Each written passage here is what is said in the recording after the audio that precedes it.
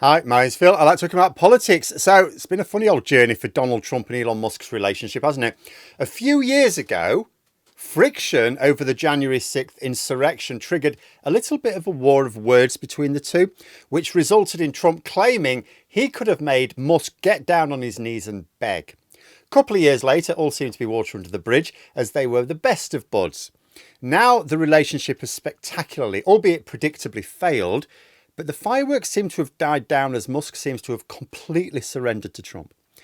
Will Trump decide to flex his muscles at some point and get Musk to prostrate himself in return for being crossed out from his big book of grudges? But first, for daily news and politics, please hit the subscribe button to stay notified. So back in 2022, I think it was, the legal process investigating the insurrection of 2021 was in full swing, and Musk was saying that this really should be the end for Trump. He wasn't attacking Trump as such. He was suggesting like the Democrats basically let him off and that Trump disappears from public view.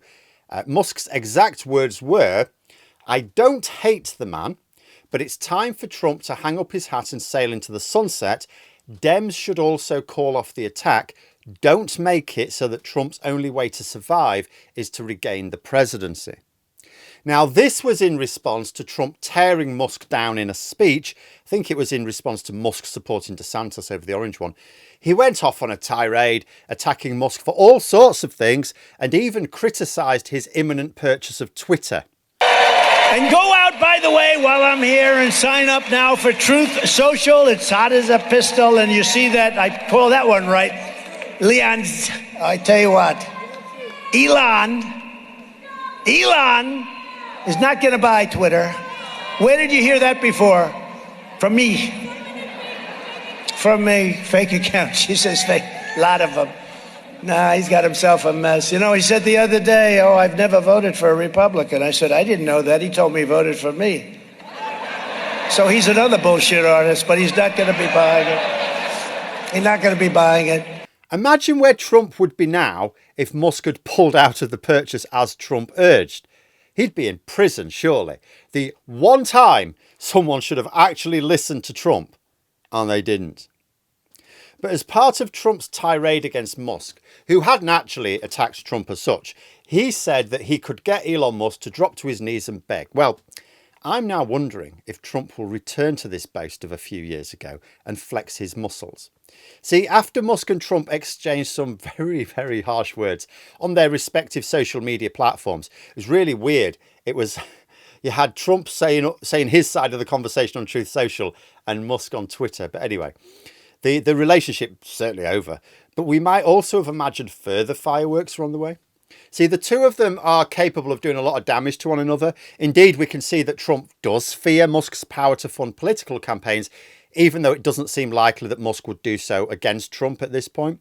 And he certainly won't be anytime soon. See, Musk blinked first by deleting some of the more incendiary posts on Twitter about Trump. And then this week, he went further and announced that he regretted posting those tweets. I mean, when you delete a tweet, it's a safe bet you regret posting them. You don't really need to say it.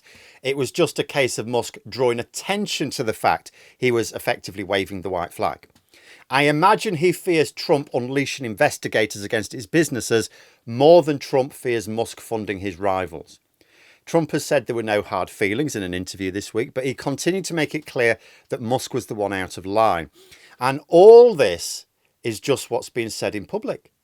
Behind the scenes, we know there have been some close to Trump and Musk, JD Vance, for example, who've been working to broker a peace between the two. It's clear that Musk has completely surrendered as part of that peace agreement. But Musk really went for it last week, didn't he? He called for Trump to be impeached, for his bill to be blocked, claimed that Trump was concealing his own entries on the flight logs to Epstein's Island. A very aggressive exchange which went back and forth across two different social media platforms for hours, as both of them tried to beat the other into submission. In the end, Trump won. Political power trumped wealth, if you'll pardon the expression. But I have seen it reported that Trump doesn't let grudges go, that he actually employs someone specifically to chronicle his grievances, and then when an opportunity arises for retribution, they are to remind him because, well, you know, his memory is a bit shot. So he needs reminders. Now, if this big book of Trump grudges really does exist, I wonder if Musk's name is on it or not. Trump says he has no hard feelings, but I'm not sure I believe that. He has a history of not tolerating even mild criticism. There's nothing calm or collected about his demeanour when someone is saying something he doesn't like. He looks like a wrinkly 5-year-old having a sulk. Perhaps Trump is fully aligned with the notion of revenge being a dish best served cold. Focus on establishing his autocratic hold on the United States, and then when he feels more secure, maybe that's when he can return to Musk. Maybe he won't even be happy for Musk to get down on his knees and beg in private. Maybe he will want him to do it live on television. What was once a petulant boast at a time when Trump faced numerous legal investigations has perhaps now presented itself as a potential test of his powers in the future. It's clear that Trump wants to establish himself as America's first dictator. Absolutely couldn't be more obvious if he said it. He has actually technically said it, hasn't he? But it's a good test. You know, when he feels he's got a secure hold, it may well be an idea to get powerful figures to humiliate themselves in front of him for public viewing. That'd be a good test of his power. And Musk could well be the easiest one to begin with. And despite Musk claiming that it was worth it to lose a third of his fortune for supposedly streamlining federal funding, even though he's not actually saved anything and arguably just stored up more costs for later on, I don't really believe he thinks it's worth it at this point. Musk has become incredibly tetchy whenever he was asked directly about his lost wealth. And his attack on Trump, remember, that was ultimately fueled by, yes, ketamine, but also financial self-interest.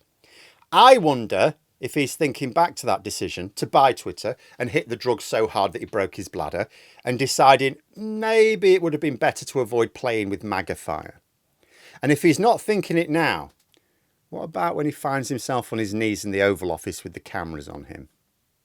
But let me know what you think in the comments below, and for more content you could subscribe to the channel or even become a member for access to streams and behind the scenes updates. Thanks for watching, and until next time, I'll see you later.